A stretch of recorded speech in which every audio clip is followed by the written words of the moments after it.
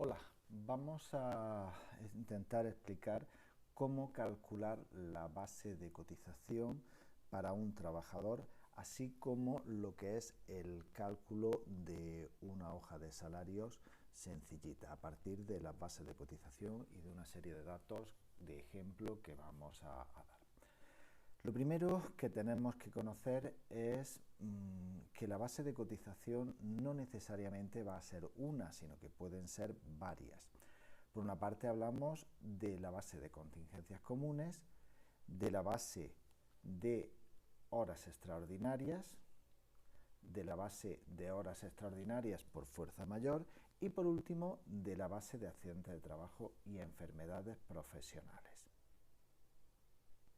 Así pues, contamos no con una, sino con hasta 4 bases de cotización para nuestro trabajador.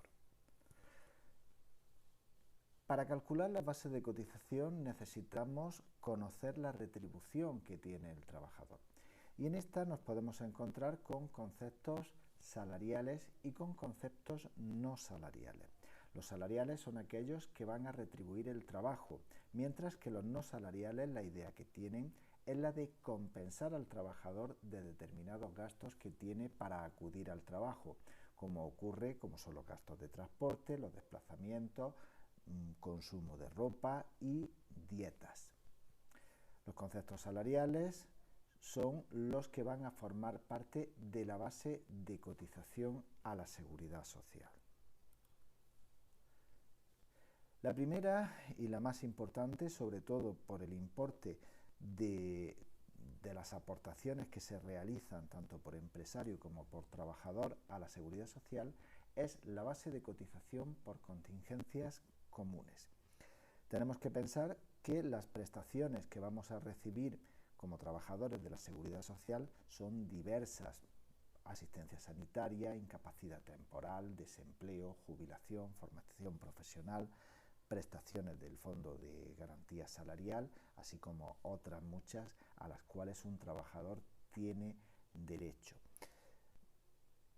Para poder percibir estas aportaciones, para estas prestaciones, el trabajador lo que tiene es que contribuir a las mismas. Una parte de la contribución la hará el trabajador mediante retenciones que se le practicarán en su nómina y otra parte la va a realizar el empresario, ingresando directamente en la seguridad social una serie de cuotas.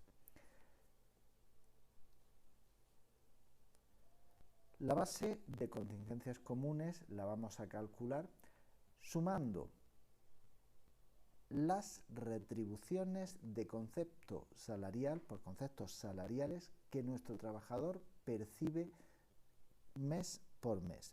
Y a estas le vamos a añadir la parte proporcional de las pagas extraordinarias, lo que llamamos la prorrata de pagas extraordinarias. Otra de las bases de cotización con las que nos vamos a encontrar es la de horas extras. Así podemos distinguir las horas extras dos clases diferentes: las horas extras estructurales ordinarias, por las que un empresario y un trabajador acuerdan realizar una serie de horas mayor que la jornada de trabajo que haya estipulada por el contrato, y luego las horas extraordinarias de fuerza mayor, en las cuales el empresario pues reclama del trabajador una prestación más allá de su jornada en caso de situaciones de siniestro, incendios e inundaciones que requieran imperiosamente la presencia del trabajador en un salvamento que se necesite producir en la empresa. Por último, tenemos la base de cotización de accidentes de trabajo y enfermedades profesionales.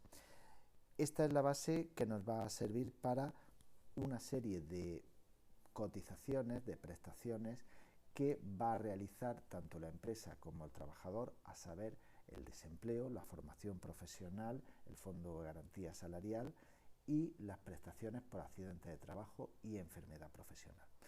La base de cotización de accidentes de trabajo y enfermedades profesionales coincidirá habitualmente con la base de contingencias comunes, pero esta será diferente en el caso de que haya horas extraordinarias.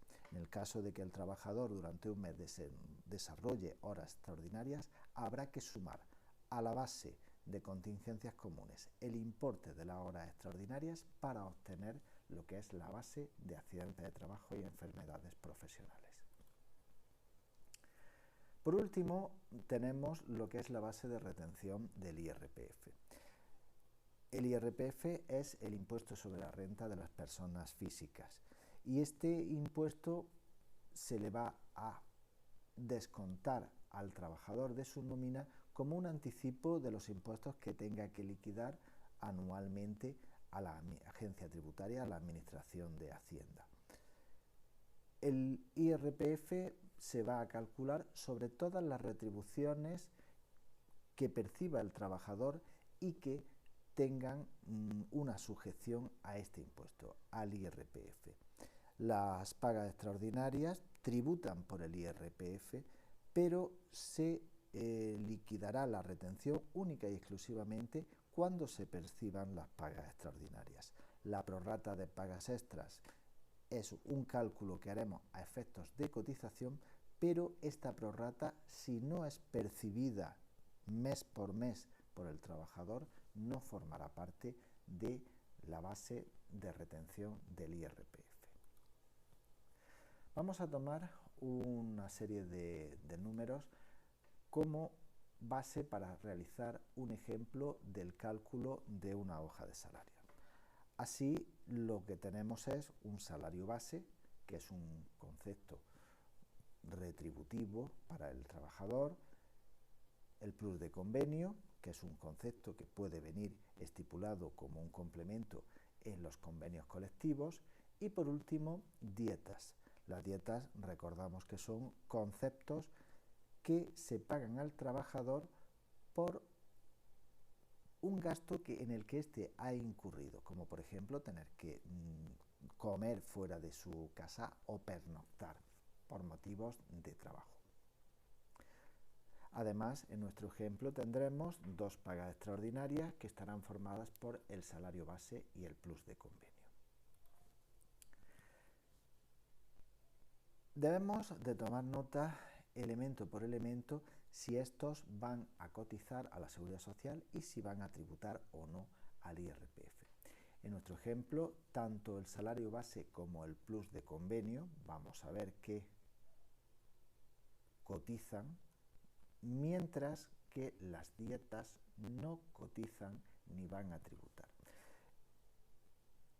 Las dietas, así como otros conceptos, cotizarán y tributarán a partir de determinadas cuantías, pero en los ejemplos que vamos a ver nosotros ni van a cotizar ni van a tributar. Así, para calcular la remuneración mensual, tomaremos los dos primeros conceptos, el salario base y el plus de convenio. Por lo tanto, tenemos que la retribución mensual salarial de nuestro trabajador asciende a 1.200 euros. Luego calculamos la prorrata de pagas extras. Cada paga extra está formada por salario base y plus de convenio, en nuestro ejemplo 1.200 euros, tiene dos pagas extras y esta cantidad, el resultado lo dividiremos entre los 12 meses del año. De esta manera tendremos el importe prorrateado, la parte proporcional de paga extra que corresponde a cada mes que trabaja nuestro empleado. Así, sumando el importe de la remuneración mensual a la prorrata de pagas extras, tendremos la base de contingencias comunes, que serán 1.400 euros. Y este será el importe que tomemos para calcular la cotización, la aportación de nuestro trabajador a la Seguridad Social por este motivo, por contingencias comunes. No hay horas extraordinarias, por lo tanto, la base de contingencias comunes va a coincidir con la base de accidentes de trabajo. En este caso, pues 1.400 euros. Y estos 1.400 euros de base de accidentes de trabajo y enfermedades profesionales serán los que tomemos para calcular la aportación del trabajador en concepto de desempleo, formación profesional,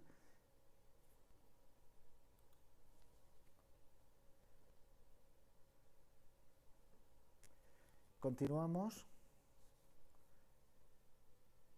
con lo que es la base para el IRPF.